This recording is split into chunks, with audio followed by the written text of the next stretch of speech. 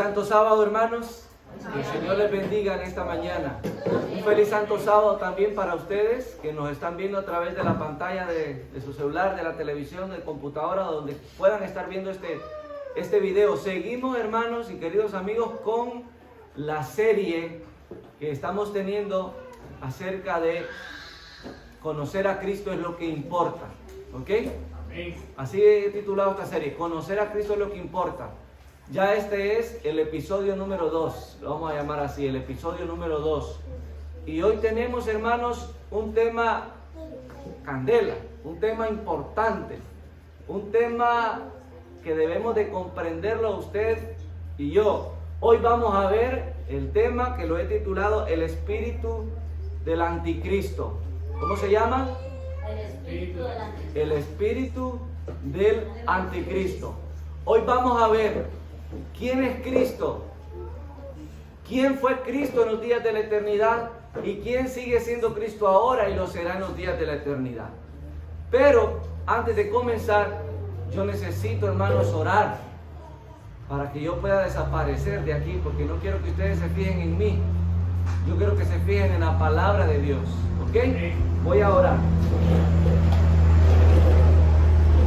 Querido Padre que estás en los cielos, santificado y glorificado sea tu nombre.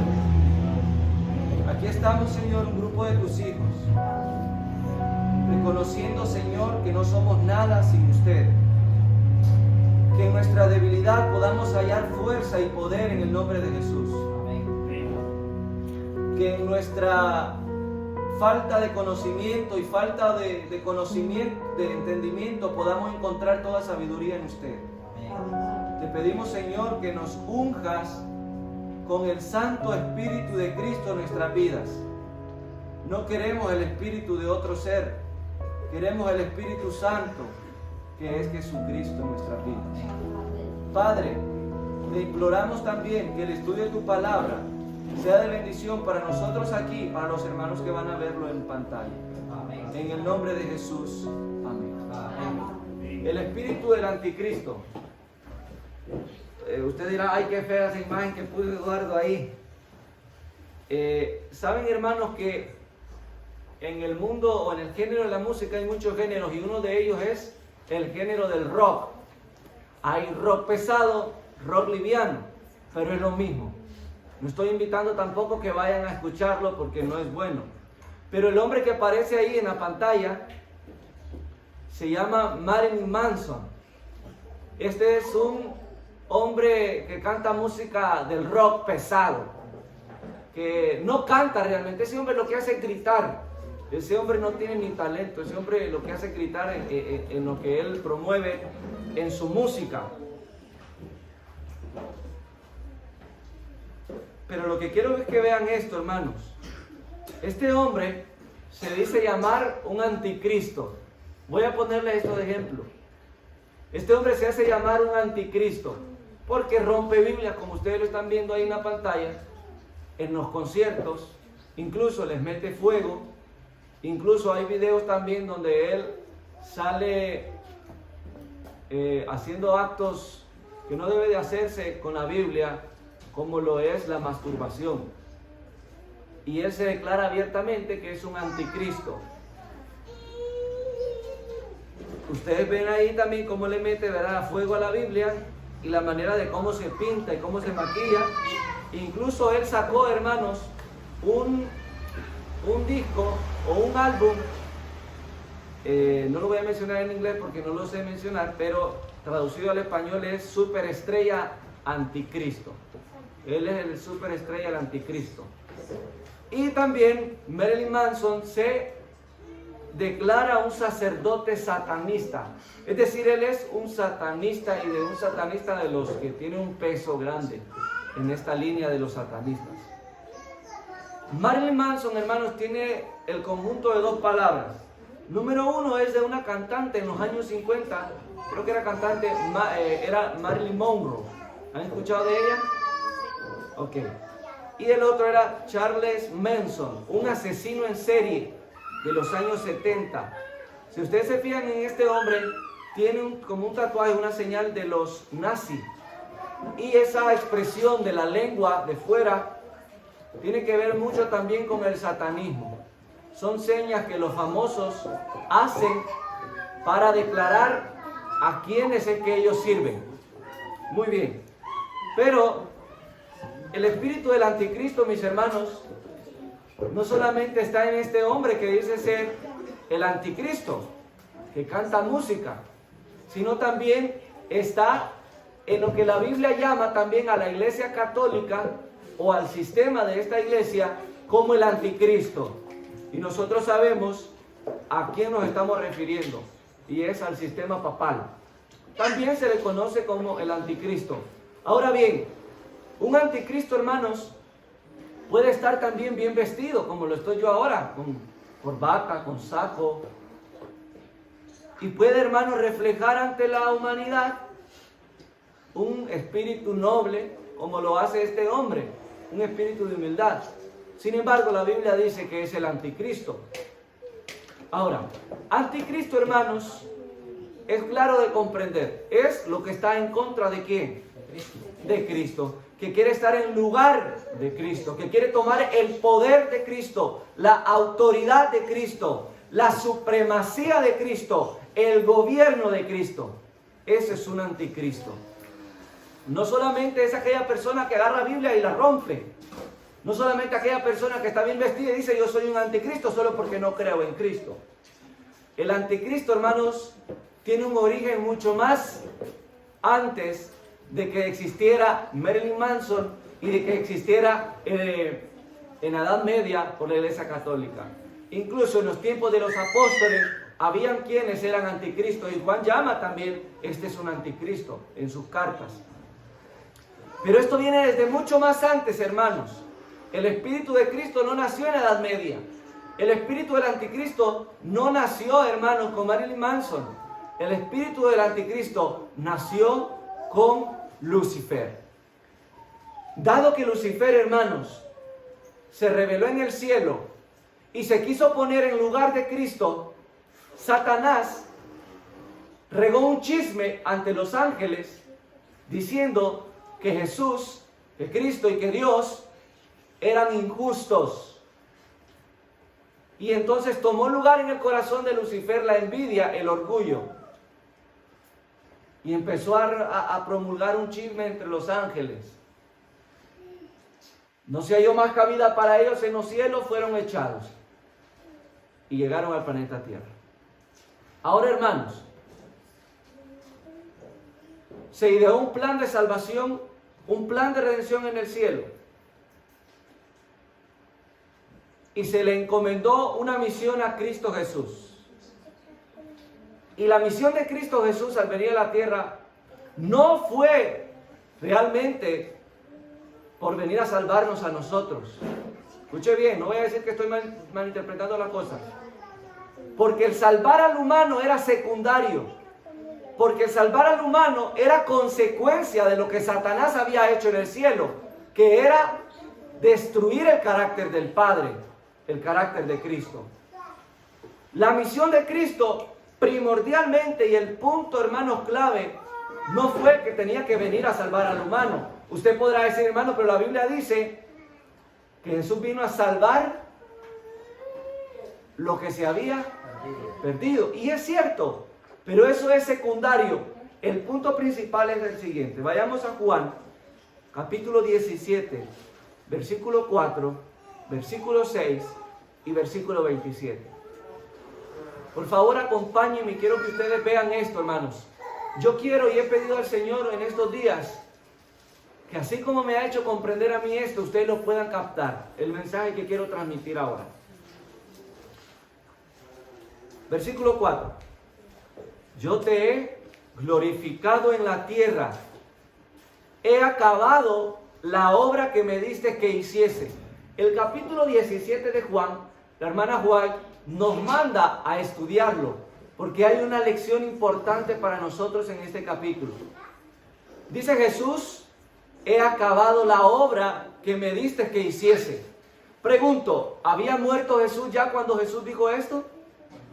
No, no había entonces muerto Jesús. Sin embargo, Cristo dice, he acabado la obra que me diste que hiciese. ¿Cuál fue esa obra? ¿Cuál era la obra que Jesús le estaba diciendo a su Padre en su oración que había acabado de hacer? Versículo 6. He manifestado tu nombre a los hombres que del mundo me diste. Tuyos eran y me los diste y han guardado tu palabra.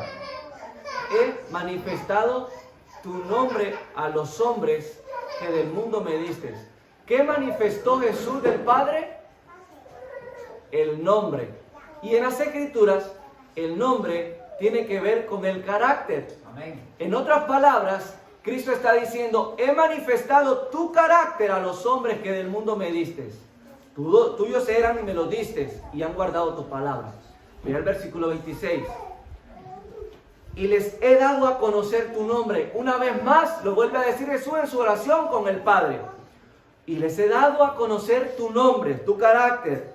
Y lo daré a conocer aún. Dando a entender dónde, hermanos, en la cruz. Porque, hermanos, el carácter de Jesucristo, de Dios, se vio revelado en su plenitud cuando Cristo Jesús murió en la cruz del Calvario. Allí se vio revelado claramente quién era Dios. Y lo daré a conocer aún, para que el amor con que me has amado esté en ellos. ¿Y quién en nosotros? Jesús. Amén. En nosotros. Amén. Dice también, hermanos, el capítulo mismo y el versículo 3. Y esta es la vida eterna, que te conozcan a ti, el único Dios verdadero, y a Jesucristo, a quien tú has enviado. La vida eterna. Esto es la vida eterna y lo voy a recordar siempre, hermanos, porque estamos hablando de conocer a Cristo. Pero, hermanos, para conocer a Cristo debemos de indagar, debemos de penetrar en las Escrituras, debemos de escarbar y encontrar como si estuviéramos buscando un tesoro donde hubiese mucho oro. Eso es conocer a Cristo. Aunque no lo tenemos personalmente, aunque no lo podemos ver, debemos de conocer a Cristo. Y la vez pasada hablamos que conociendo a Cristo era como que si estuviéramos conociendo al Padre. Porque tienen un mismo carácter, un mismo espíritu, un mismo corazón. Ahora, hermanos, yo les estoy diciendo esto porque la obra de Cristo al venir a la tierra era para vindicar el carácter de su Padre, que Satanás había dado o había retorcido, había pisoteado y había puesto en tela de juicio en el cielo el carácter de Dios. Miren lo que dice la hermana White. Patriarcas y Profetas, página 56. Pero el plan de redención, escuchen bien, hermano, con atención, por favor, que su mente esté aquí. Pero el plan de redención tenía un propósito todavía más amplio y profundo que el de salvar al hombre. Escuche bien, voy a volver a leer eso y lleve la lectura ahí usted. Pero el plan de redención tenía un propósito todavía más amplio y profundo que el de salvar al hombre. Ahora está entendiendo por qué yo le dije a usted que el plan de salvar al hombre era secundario. Cristo no vino a la tierra solo por este motivo. Es importante el motivo de que Jesús vino a la tierra por salvarnos a nosotros del pecado. No vino meramente para que los habitantes de este pequeño mundo acatasen la ley de Dios como debe de ser acatarse y guardar, sino que vino para vindicar el carácter de Dios ante el universo. Esa era la obra de Cristo. Esa era la misión de Cristo. Vindicar el carácter de Cristo. Poner en alto el carácter de Cristo, porque Satanás había puesto en tela de juicio el carácter del Padre, tanto en el cielo como aquí en la tierra. No solo haría accesible el cielo para los hombres, sino que ante todo el universo justificaría a Dios y a su Hijo en su trato con la rebelión de Satanás, el anticristo. ¿Están entendiendo, hermanos? ¿Cuál fue el propósito de Jesús al venir a la tierra. Vindicar el carácter de Dios Para vindicar el carácter de ante Dios. el universo. Para dar a entender a los humanos que el chisme que estaba dando Satanás a la humanidad no era lo que él decía. Pero en otras palabras era para devolver el prestigio que Satanás Había hecho en el Había cielo colocado en el cielo. y aquí también en la tierra ya. Muy bien, hermanos. para restaurarlo. Así es, para restaurar, así es el carácter de Dios. Mire, hermanos, vamos a ir un poco al santuario. Vamos a viajar un poquito al pasado. Vamos a ir al santuario. Y luego vamos a viajar aún mucho más allá. Vamos a ir a los días de la eternidad. O el pasado en los días de la eternidad. Vamos a ir ahorita primero a la mesa de la propiciación en el santuario terrenal. Habían 3 muebles, hermanos, que yo quiero que consideremos. El primer mueble, hermanos, era el siguiente, que yo quiero que consideremos. Era el arca del pacto. El siguiente es el altar de incienso. Y el tercero es, hermano, la mesa de los panes o la mesa de proposición. ¿Qué representa, hermanos, el arca del pacto? Bueno, el arca del pacto, hermanos, representa el trono de Dios. ¿Dónde estaba el arca del pacto, hermanos? En el lugar santísimo. Y el Padre ahora está con su trono, ¿dónde? En el lugar santísimo, en el cielo. Así que el arca del pacto, hermanos, tiene una representación del trono de Dios. ¿Amén? Amén. ¿Lo cree? Amén. Amén. Ahora hablemos del altar del incienso. ¿Qué simboliza el altar del incienso? No lo vamos a ver con la escritura porque hay mucho tiempo, no hay mucho tiempo. El altar del incienso, hermanos, representa la obra de mediación, de intercesión que Cristo hace delante del Padre. Y qué interesante es, hermanos, notar que en el santuario el altar de incienso estaba frente al arca del pacto. Como está Cristo ahora en el lugar santísimo, hermanos, delante del Padre intercediendo por nosotros. Amén. Amén. Cristo presenta su justicia ante el Padre para limpiarnos a nosotros de nuestros pecados, para que nuestras oraciones asciendan al cielo y sean escuchadas por el Padre. Ahora, hermanos, la mesa de la propiciación o la mesa de los panes, ¿qué representa? Bueno, se dice que la mesa, hermanos, de los panes es la promesa de Dios de sustentar a su pueblo con el alimento material. Pero esto va más allá, mis hermanos. El alimento espiritual. ¿Qué había en la mesa, hermanos, de la proposición? Había el pan, que se puede también representar como el maná, el pan enviado de Dios para sustentar al pueblo. Y había también vino. Ahora, ¿qué puede representar eso? Pero antes vamos a leer Éxodo 25, 24, 25. Miren lo que dice acerca de la mesa de la propiciación. Le cubrirás de oro puro y le harás una cornisa de oro alrededor. Le harás también una moldura alrededor de un palmo menor de anchura. Son aproximadamente 8 centímetros. Y harás a la moldura una cornisa de oro alrededor. Y esa mesa de la propiciación, hermano, era más o menos así, miren. Yo no sé si se podrá notar bien, pero ese molde, esa cornisa que tenía la mesa de la proposición, tiene forma de corona. Yo no sé si usted había notado eso.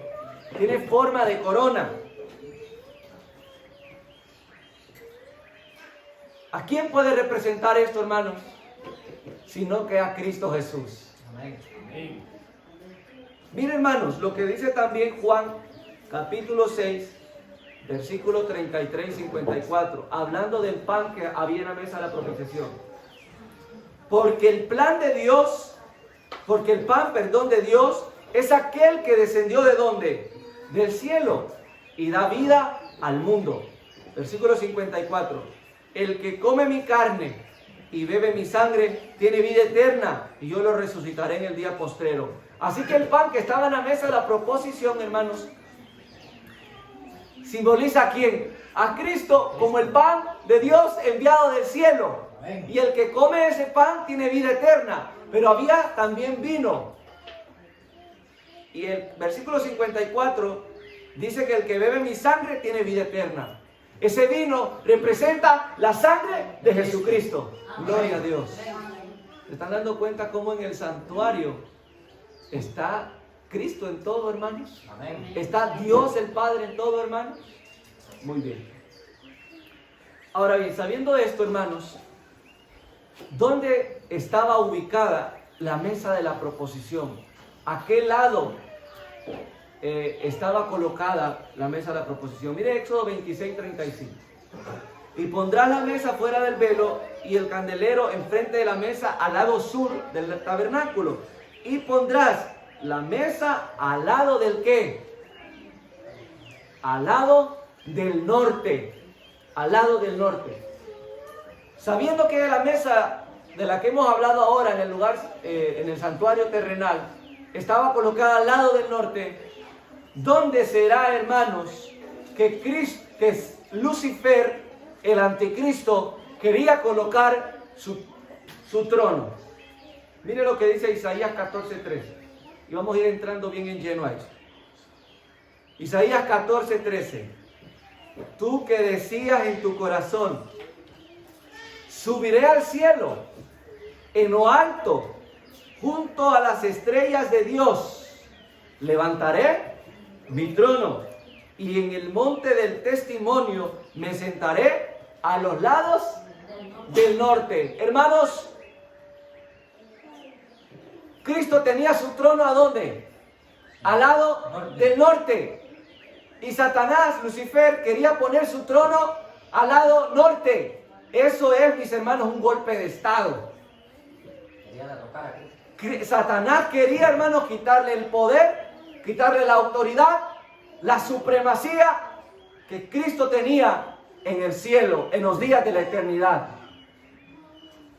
Porque el tener un trono, hermanos, significa poder, ¿sí o no? Amén. Significa autoridad, supremacía. Cristo gobernaba en el cielo y Satanás no estaba contento con el cargo que se le había dado. Mire lo que dice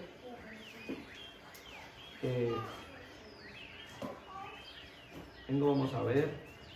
Sí, mire aquí esta cita, hermano.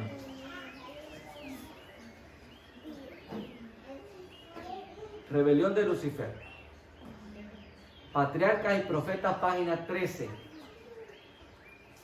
El pecado se originó en aquel. Escuche bien, hermano, por favor. Preste atención a esto porque hay un mensaje importante aquí en esta cita. El pecado se originó en aquel que después de Cristo había sido el más honrado por Dios. ¿Quién era el que seguía después de Cristo, hermanos? Lucifer. Era Lucifer el que seguía después de Cristo. El Padre, Cristo, y luego estaba Lucifer. Y el pecado se originó en la persona de Lucifer, el que seguía después de Cristo. ¿Están entendiendo, hermanos? Amén. Y que era el más exaltado en poder y en gloria entre los habitantes del cielo. O sea, Satanás no era cualquiera, hermanos. A Satanás también se le había dado, hermanos, puestos muy elevados, pero quería derrocar el poder y el trono de Cristo. Descontento con el puesto que ocupaba, se aventuró a codiciar el homenaje que solo debe darse al Creador. Y codiciando la gloria, escuche esto, y codiciando la gloria con que el Padre Infinito había investido a su Hijo, este príncipe de los ángeles aspiraba al poder que solo pertenecía a Cristo. Ahora, hermanos, en la Biblia también, hermanos, se presenta la historia de un personaje que es poco mencionado. Solemos hablar mucho de Satanás y citamos Isaías 14, Ezequiel 28 para hablar de Satanás, de Lucifer, quien era antes, ¿verdad? Pero en la Biblia también hay una historia, hermanos, que poco se escucha. Y es, hermanos, se encuentra en Números 16, 1 al 3. Y es la historia de Coré. Y la historia de Coré, hermanos, nos deja una enseñanza tremenda. La historia de Coré, usted puede leer el capítulo 16 y 17 detenidamente y va a encontrar detalles importantes en su casa. La historia de Coré, hermano, es un pálido reflejo de lo que había pasado en el cielo con Lucifer. Miren lo que dice Números 16, 1 y 3. Coré, hijo de Izar, hijo de Coat, hijo de Leví y Datán, y Abiram, hijos de Eliab, y On, hijo de Pelet, de los hijos de Rubén, tomaron gente. Estas personas tomaron gente. ¿Para qué? Se levantaron contra Moisés con 250 varones de los hijos de Israel, príncipes de la congregación, de los del consejo, varones de renombre. Así que Coré reunió a cierto número de personas para levantarse contra Moisés. Escuche eso, téngalo en mente. Y se juntaron contra Moisés y Aarón y les dijeron: basta ya de vosotros, porque toda la congregación, todos ellos son santos, y en medio de ellos está Jehová. ¿Por qué pues os levantáis vosotros contra la congregación de Jehová? ¿Qué hizo Lucifer en el cielo, hermanos? Después de que se llenó su corazón de envidia, de orgullo, de que quería tomar el lugar de Cristo, empezó a reunir gente para irse en contra de ¿quién? De Cristo y de Dios. Hizo una revolución. Hizo una revolución, así es. Lo mismo que hizo Coré para rebelarse contra Moisés y contra Aarón. Ahora, hermanos, si Coré y las personas que estaban con Coré representan a Satanás y a sus ángeles, ¿a quién representa Moisés y Aarón? A Dios. A Cristo. Cristo. Muchas veces Moisés reflejó el carácter de Cristo intercediendo por su pueblo. Además, era el único que podía entrar a la misma presencia de Dios.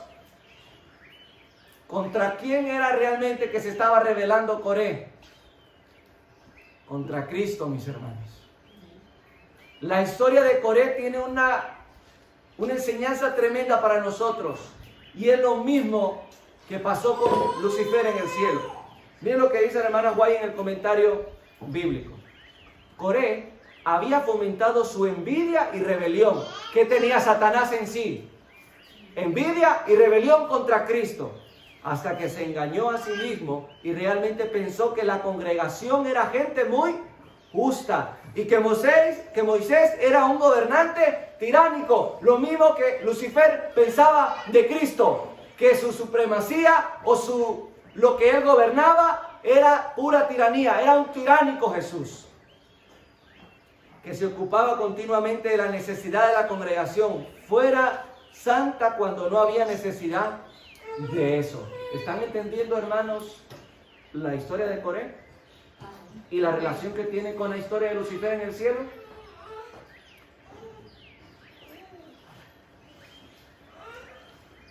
Mire, hermanos, lo que dice también número 17, 8 al 10.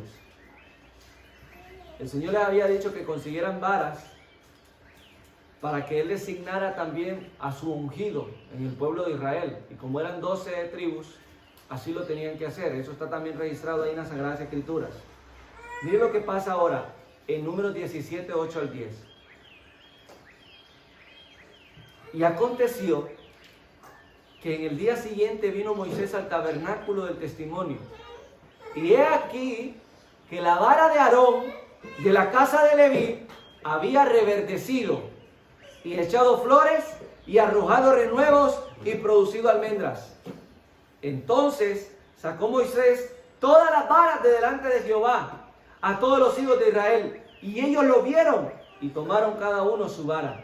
Y Jehová dijo a Moisés: vuelve a la casa de Aarón delante del testimonio, para que se guarde por señal a los hijos rebeldes, y hará cesar sus quejas de delante de mí, para que no mueran. ¿Cuál fue la vara de todos los que habían llevado las varas? ¿Y cuál fue la vara, hermanos, que reverdeció? La vara de Aarón. Entonces, dando a entender que él era su ungido. Lo mismo pasó en el cielo. En la tierra se reunieron, hermanos, las tribus, y Moisés dio esa orden, ¿verdad?, que había dicho el Señor. Lo mismo pasó en el cielo. El Padre Celestial, les dije que íbamos a ir a la eternidad pasada. el Padre Celestial, hermanos, convocó a toda la hueste angelical. Y dentro de ellos iba Satanás, Lucifer, porque también era un ser creado por Cristo Jesús. Amén. Amén.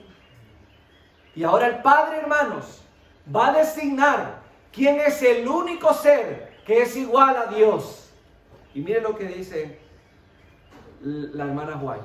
Dios expone la autoridad del Hijo. Miren lo que dice.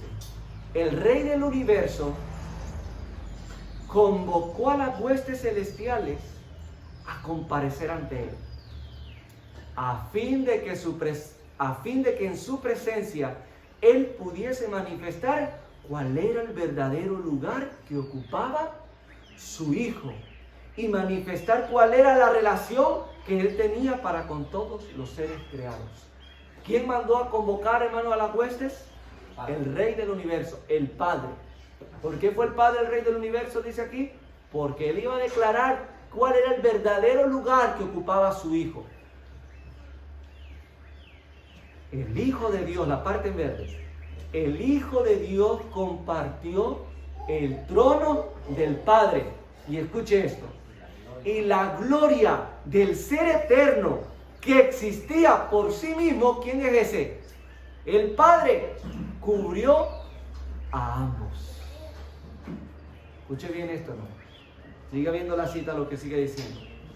Alrededor del trono se congregaron los santos ángeles. ¿Y quiénes estaban sentados en el trono? El Padre y el Hijo. Y la gloria del ser eterno que vive por sí mismo cubrió a ambos. Una vasta e innumerable muchedumbre, millones de billones de ángeles, de los ángeles más elevados, como ministros y súbditos, se regocijaron en la luz que de la presencia de la deidad caía sobre ellos. Mire qué cosa más linda, hermano. Llevemos nuestra mente al pasado, porque si no, no lo vamos a entender. El Padre convoca a la hueste celestial para decir cuál es el lugar que ocupa su Hijo unigénito. Y ahí están, hermanos, todos los seres creados, incluyendo Satanás. La gloria de Dios cubre a su Hijo y se cubre también con Él, a ambos, dice ella. Y esa gloria que cubría al Padre y al Hijo brillaba sobre la hueste angelical. Dice, ellos se regocijaron en la luz que de la presencia de la deidad caía sobre ellos. Note cómo le llama la hermana Juan.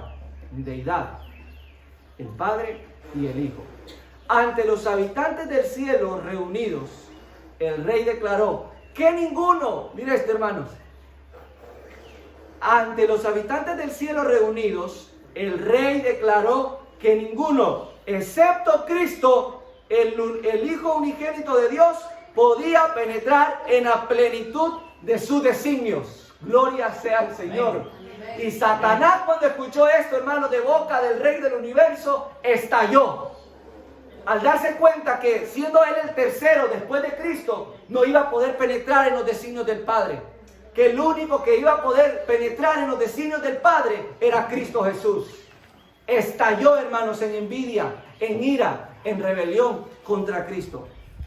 Y que a este le estaba encomendada la ejecución de los grandes propósitos de su voluntad. Mire qué cosa más linda.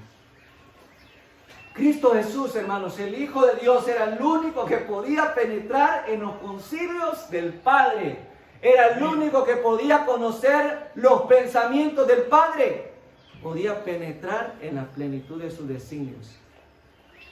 La cita termina diciendo, el Hijo de Dios había ejecutado la voluntad del Padre en la creación de toda la hueste del cielo.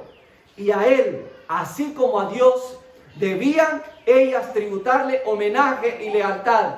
Cristo había de ejercer aún el poder divino en la creación de la tierra y sus habitantes. Patriarcas y Profetas, página 14. El Hijo de Dios, Cristo, había ejecutado la voluntad del Padre en la creación de todas las cosas en el cielo, hermanos, en la hueste celestial. Cuando los ángeles escucharon eso, dijeron, ¡wow! Él es nuestro creador. Cristo es nuestro creador. Y Satanás estaba ahí también y sabía que Cristo era su creador. Y mira la humildad de Cristo, hermanos. Mira la humildad de Cristo. Que siendo Él el creador de todos sus ángeles, caminaba con ellos como uno de ellos. Los ángeles no sabían que ellos habían sido creados, fue por Cristo. Y eso tiene, hermano, relación con lo que dice Hebreos, ya lo vamos a leer. Pero hay algo más importante aquí. El Padre dice que todos los ángeles, todas las huestes celestiales, debían de darle homenaje, honor, gloria y poder, no solamente al Padre, sino también a Cristo. Y es por eso que nosotros alabamos al Padre y alabamos al Hijo. Y en la Sagrada Escritura eso es lo que se presenta. Adoración al Padre y adoración al Hijo. Gloria sea al Señor. Amén.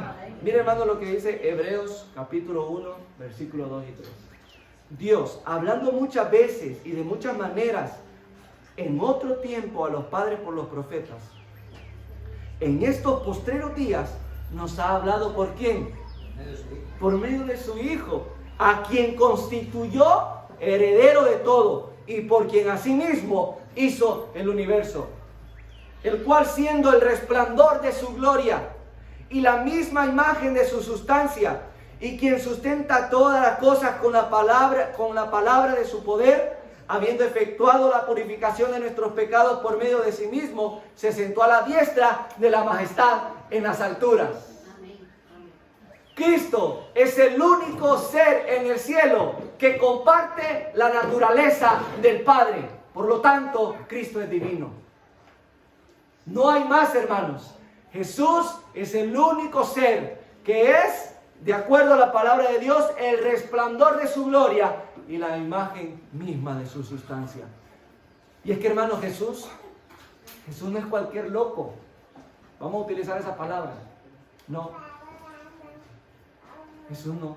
Jesús es el que en Génesis habló y se hizo.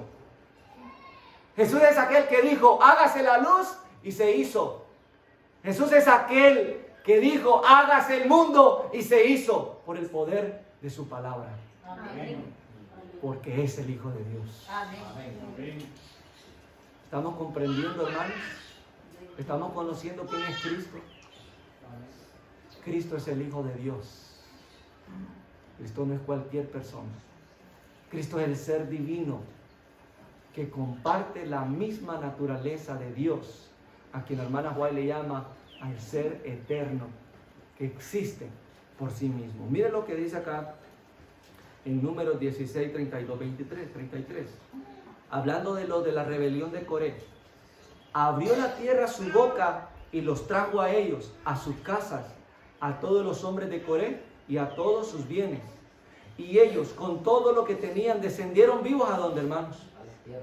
Al Seol. Y los cubrió la tierra y perecieron de en medio de la congregación. Estos rebeldes en el pueblo de Israel tuvieron que ser exterminados, tuvieron que ser echados. ¿Y qué pasó, hermanos, con Lucifer? ¿Permaneció en el cielo? Fue expulsado del cielo. Fue expulsado del cielo. Miren lo que dice Isaías 41, 45, 1. En el Nuevo Testamento, mis hermanos, cuando hablamos de Cristo, hablamos del ungido, ¿ok? Hablamos del ungido. Y en el Antiguo Testamento, a Cristo se le conocía como el Mesías, ¿sí o no? Amén. En el Antiguo Testamento, Mesías era Cristo, y en el Nuevo, el ungido es Cristo. Pero también representa algo más la palabra Cristo, una persona consagrada, una persona ungida. Y cuando hablamos de persona consagrada o una persona ungida, no estoy tratando de decir, o no solamente es aquella persona que se le unge con aceite, o una persona consagrada no es una persona que podamos decir, wow, mira el hermano Alexandro, qué consagrado, qué hombre, cómo estudia la palabra de Dios, cómo ora. Cuando hablamos de la palabra consagrado en este aspecto es una persona apartada para una obra específica. Una persona ungida, apartada para una obra específica.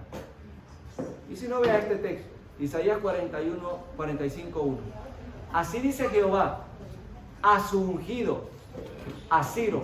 Pregunto, ¿Ciro era pagano? Sí. Sin embargo, el Señor dice a su ungido.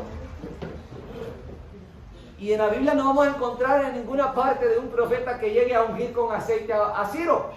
No hay. Lo que pasa que como ungido representa a alguien que tiene una obra en especial, y Ciro era la persona que Dios iba a utilizar para que la promesa de Dios de libertar al pueblo de Israel de Babilonia llegara, ¿sí o no? Amén. Por lo tanto era un ungido de Dios, al cual tomé yo por su mano derecha para sujetar naciones delante de él y desatar los lomos de reyes, para abrir delante de él puertas, y las puertas no se cerrarán. Sigamos viendo acerca de que Jesús es el Cristo. Mire lo que dice Juan 17, 24. Padre, aquellos que me has dado, quiero que donde yo estoy, también ellos estén conmigo, para que vean mi gloria que me has dado. Y esta gloria, hermanos, que está hablando Jesús aquí, no es la gloria que recibió al resucitar, es la gloria que recibió en los días de la eternidad, lo que acabamos de ver ahora. Porque aún Cristo no había muerto ni había resucitado, cuando Cristo le está diciendo a su Padre que los que le ha dado a Él estén con Él para que vean la gloria que Él le había dado. Porque me has amado desde antes de la fundación del mundo. ¿Entendemos eso, hermanos? Esa gloria de la cual Cristo está hablando es la gloria que el Padre le dio a su Hijo Jesucristo, nuestro Salvador y Redentor. Mire, Patriarca y Profeta, página 13. Y codiciando la gloria con que el Padre infinito había investido a su Hijo, este príncipe de los ángeles aspiraba al poder que solo pertenece a Cristo. ¿Qué quería Lucifer, hermanos? Aspirar el poder que solo le pertenecía a Cristo. Este es un anticristo. Ese espíritu del anticristo, hermanos, viene desde los días de la eternidad. Se originó en el mismo Lucifer. Pero también dice acerca del anticristo Juan. Mire lo que escribe Juan, primera de Juan 2, 22, 23. Mire esto, qué lindo, hermanos. ¿Quién es el mentiroso sino el que niega que Jesús es el Cristo? Escuche esto. Este es anticristo, el que niega al Padre y el que niega a quién también. ¿Qué hizo Satanás? ¿Se rebeló contra quién? Contra Jesús. Contra Cristo. ¿Y con quién más? Contra el Padre. Con Dios. Ojo, hermano, con esto, porque Satanás ha venido al mundo con gran ira y ha querido, hermanos, desfigurar completamente el carácter de Dios. Y ha introducido tantas fábulas el diablo al mundo religioso que si no conocemos quién es Cristo, vamos a ser engañados fácilmente. Y aquí la hermana White nos ha hablado quién es Cristo. Cristo es el Hijo unigénito de Dios, quien el Padre designó que toda la hueste celestial debía de rendirle honor, gloria y poder, porque Él es como Dios. Es divino y es eterno. Todo aquel que niega al Hijo tampoco tiene al Padre. El que confiesa al Hijo también tiene también al Padre. Mire, sigue diciendo Isaías, y con esto vamos a ir terminando. Isaías 14, 13, 14. Tú que decías en tu corazón, hablando de Lucifer, subiré al cielo, en lo alto, junto a las estrellas de Dios. Vamos a volver a repetir lo que habíamos dicho ya. Levantaré mi trono, y en el monte del testimonio me sentaré a los lados del norte. Sobre las alturas de las nubes subiré, y seré semejante a quién. Así que Satanás, hermanos, quería ser como Cristo, pero no se podía, porque el Padre ya había designado que era únicamente su Hijo quien sería igual a él. Amén. Ahora, hermanos, yo quiero terminar con algo. les he mostrado, o no, les he dicho una palabra, que es la con la que voy a cerrar ahora, el chisme. Satanás difundió un chisme, hermano, un chisme en los cielos, y también lo sigue haciendo aquí. ¿Y sabe cuál es la manera para parar con ese chisme?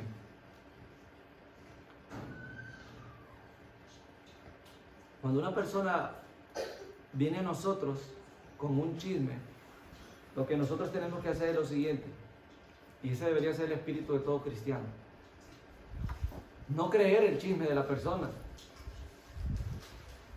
Si un hermano ha hablado mal de usted y le viene diciendo, mire que aquel habló mal de usted, y usted se lo toma, usted está actuando mal. Usted tiene que parar con el chisme. Y Satanás fue eso lo que hizo. Habló mal de Cristo y habló mal del Padre. Lo que tenemos que hacer es lo siguiente: si alguien viene hablando mal de nosotros, o dándonos el chisme de que alguien habló mal de nosotros, nosotros debemos de actuar de la siguiente manera: muy bien, voy a ir a hablar con esa persona a ver si es cierto. Ahora, si vemos que la persona dice, no, pero es que no hay necesidad, yo creo que no hay necesidad de hacer eso, entonces nosotros rápido notamos que es mentira. ¿Usted quiere que se acabe el chisme de Satanás, hermanos? Amén. Aquí lo podemos acabar. Amén. Con las Sagradas Escrituras. Amén. Así podemos acabar el chisme de Satanás. Ese chisme consiste en querer destruir el carácter del Padre y el carácter del Hijo. Hermanos, yo quiero que ustedes entiendan algo. Cristo Jesús fue enviado del cielo, siendo el unigénito Hijo de Dios, el único que comparte la naturaleza divina del Padre, y vino a este mundo, fue a morir por cada uno de nosotros, y fue también para vindicar el carácter del Padre ante la humanidad. Y yo quiero que usted se quede con eso, que le paremos al chisme de Satanás, que vayamos a las Escrituras, que conozcamos a Cristo, que conozcamos al Padre, y el chisme se va a acabar.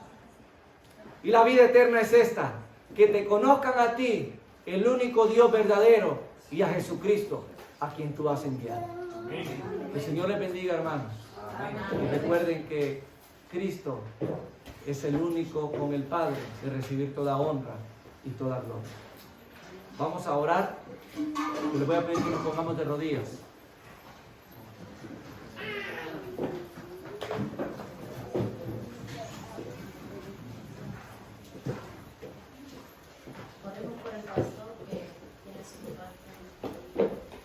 Querido Padre que estás en los cielos, santo, santo, santo es tu nombre. Amén. Gracias porque estás con nosotros. Gracias porque has enviado el Espíritu de tu Hijo a nuestros corazones. Amén. Gracias, Padre, por tu palabra, porque ellas son las que dan testimonio de ti, porque ella es la verdad. Santifícanos en tu palabra es la verdad. Amén. Queremos acabar con el chisme de Satanás, que ha divulgado ante el mundo entero, poniendo en tela de juicio el carácter del Padre y el carácter del Hijo. Ayúdanos a comprender que los dos únicos seres que merecen toda honra y gloria es nuestro Dios, el único Dios verdadero, y es Jesucristo, a quien tú has enviado para vindicar tu carácter en la tierra y para darnos salvación a nosotros. Amén. Que no podamos tener un espíritu del anticristo en nosotros, que no podamos negar ni al Padre ni al Hijo, sino que podamos poner tu nombre en alto para que el mundo pueda ver que el chisme de Satanás es una mentira. Bendice a nuestros hermanos en la ancha faz de la tierra. Perdona nuestros pecados. Presenta tu justicia delante del Padre y límpianos de toda nuestra maldad. Presenta tu sangre como expiación para quedar limpios. Amén. Llévanos de bien a nuestros hogares. Bendice a mis hermanos que vieron la programación en la internet. Que tú también estés con ellos y les des consuelo que necesitan en su corazón. En el nombre de Jesús oramos. Amén. Amén. Amén. Que el Señor les bendiga, hermanos, y tengan una feliz tarde. Gracias a las personas que nos vieron en la internet. Compartan el mensaje y que el Señor les bendiga también. Amén. Amén.